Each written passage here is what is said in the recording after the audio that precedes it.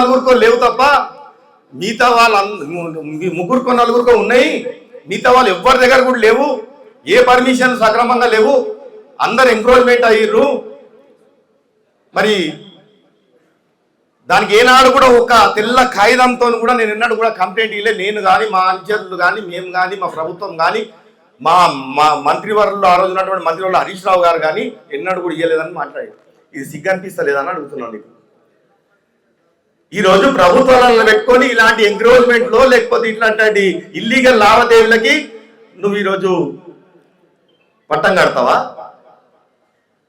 ఆ రోజు నువ్వు కంప్లైంట్లు ఇవ్వకుండానో ఇలాంటి అన్ని చట్టపరంగా జరగాల్సినవి అన్నీ కూడా నువ్వు ఆపాల్సిన బాధ్యత నీకు లేదా? చట్టం నీ చుట్టమా?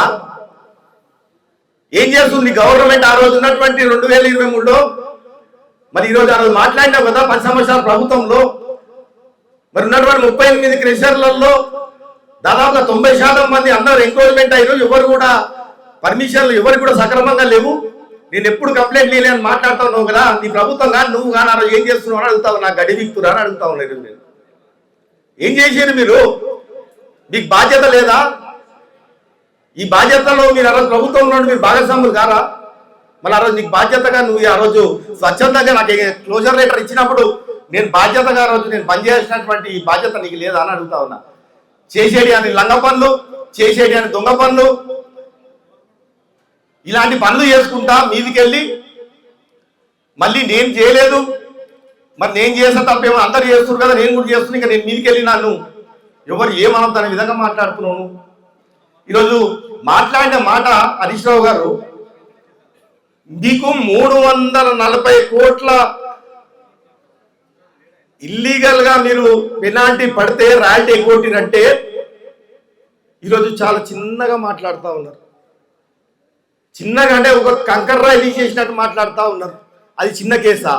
అంటే మీరు ఏ స్థాయిలో మీరు ఈరోజు ఎన్ని వందల వేల కోట్లు దండుకుంటే మీకు ఈ 300 కోట్లు చిన్న కనబడతాయని అడుగుతా ఉన్నారు.